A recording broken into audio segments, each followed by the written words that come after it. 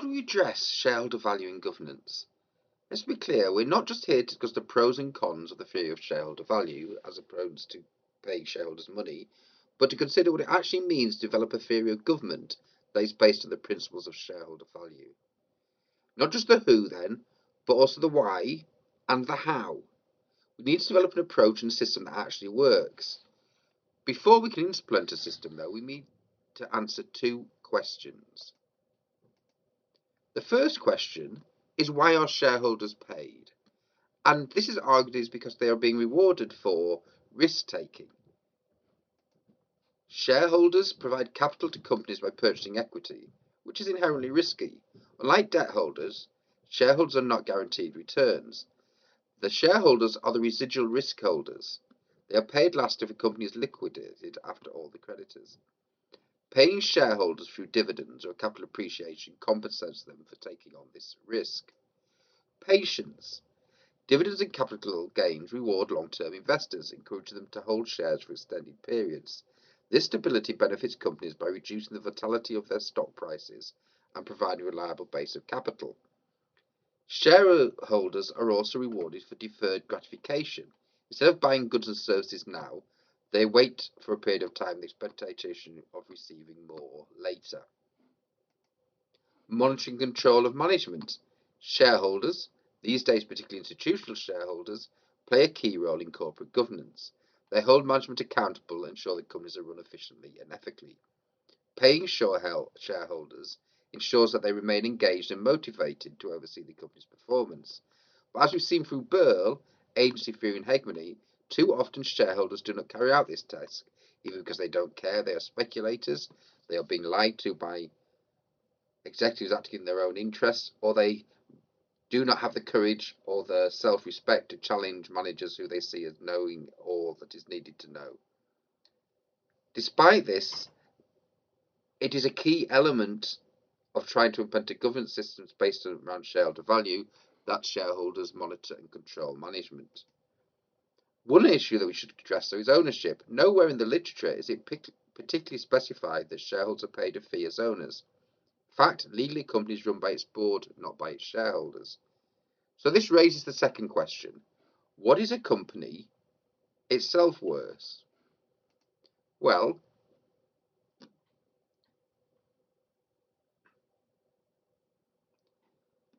in theory, the value of any company is related to the discounted value of future dividends payable to that shareholder. So we have an equation here that will give us a way of taking the present value of future incomes. And it's quite simple. We have PV equals the present value. We have the period in cash flow T. We have 1 plus the discount rate, which is the rate of expected return. It's the amount that we would, if we have an annual rate of return of 10%, then approximately we're going to say that £1 in a year's time is only worth 90 pence to us now. So that's what we're starting to sum it together. And we're summing all of those from time period 1 until time period n, which is the number of years you want to go from. In theory, with perpetuity, you could sum for a company forever. But with discount rates, the actual value of future incomes falls fairly rapidly to being 0. So we'll tend to restrict it to number of periods. Be clear, you do not need to understand this equation. I'm just trying to get you to understand the basic concept of a share being equal to all the money that the company will pay out in the future. So that is based on the idea of dividends.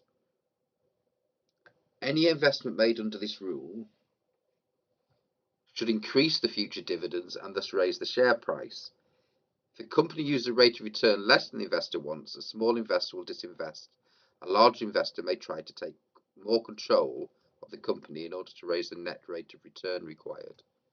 We saw examples of this when we looked at Ford in agency theory. So what's the total value then of a company? There are other ways, of course, of valuing it as well. So it's important to understand that. The total value of the shares in circulation is lower than the perceived value of the income flow. It is if the firm is undervalued because some of the value is being extracted prior to the profit of the projects being declared. This may be extracted in a number of ways. It may be that it's simply poor investments and poor management. but it could also be more likely to be that actually what we're looking at is a situation where maybe some of the management are extracting over value. The other way of looking at valuation, of course, is the total value of assets. So you can add up all the assets the company owns, and from that you can work out. So having worked out that on one way what a company is worth on a simple level, as if you're trying to buy all the shares out, all the assets, etc., we can then look at it from a rule of investment. And I use the phrase Ryan's rule, which was invented by Bob Ryan from London Business School, Southampton Business School, Manchester Business School, where he was a professor.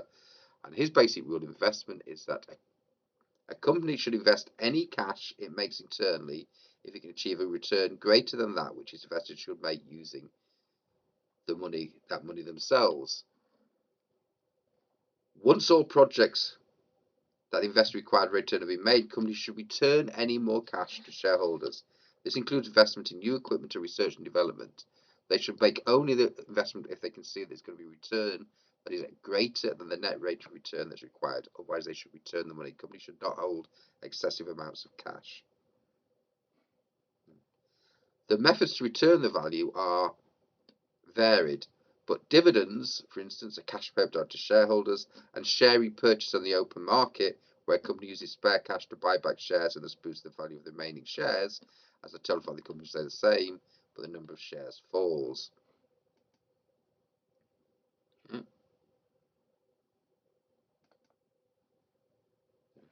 Thus, maximizing shareholder value is when a company dedicates itself purely to increasing shareholder wealth, either through the paying of dividends or concentrating on the growing of the business to increase future dividends and thus increase the value of the shares.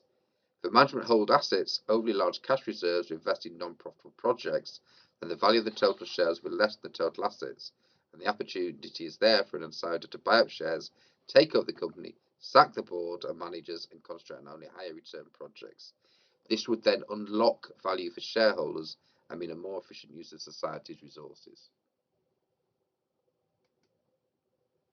So what does this mean for governance? Well, one of the first things we look at is allocative inefficiency.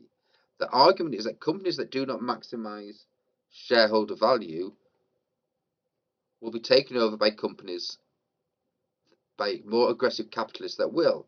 The identification of failures to maximize shareholder value will highlight the areas where society's resources have been allocatively inefficient. This can be caused by Pareto efficiency, whereas allocative inefficiency implies the economy is not Pareto efficient, which Pareto efficient means that no one can be made better off without making someone worse off doing that. Therefore, there are possibilities in which you can make everyone better off without making somebody worse off. This creates something called deadweight loss. Allocative inefficiency often creates deadweight loss, representing societal welfare that is lost due to suboptimal resource allocation.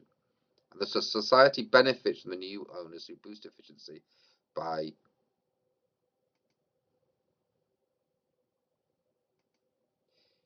introducing maximization rules for investments. They may get rid of the existing management and merely change the rules of investments, though usually the former by abolishing low rates of return for investments.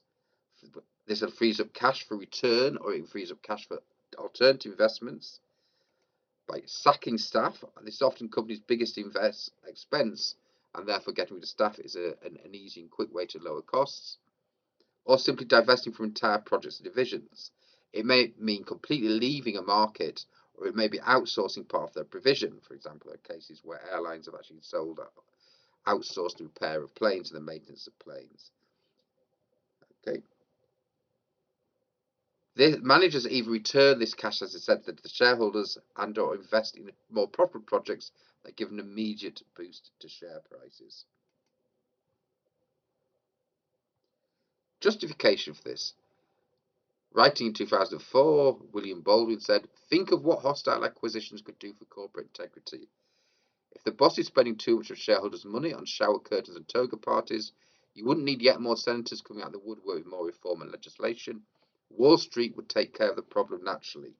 Basically, what he's saying is if you create a market in which companies can be bought and sold on the free market and taken over, then eventually what you'll succeed in doing is create a system which means that you do not actually need to regulate, because the market will be self-regulating. So who benefits from this? The proponents claimed everybody would benefit from this. Specifically, they said customers would actually achieve lower prices because companies would be more efficient. They wouldn't be subsidizing overpayment of workers or bosses excessing bonuses. Those employees who remained would have secure jobs, and they would have higher pay because there would be no inefficiency in the system. The companies would actually then have more money available for real investments, and their suppliers would know that they were going to get paid regularly. They have a great risk themselves when they apply to companies. They would know that efficient companies pay bills. Society in general, there is no longer collective inefficiency. There is no way in which some people could be made wealthy without others being made poorer. Therefore, there is a much more productive use of resources. And of course, shareholders do benefit from this straightforwardly, because the increased value of the remaining shares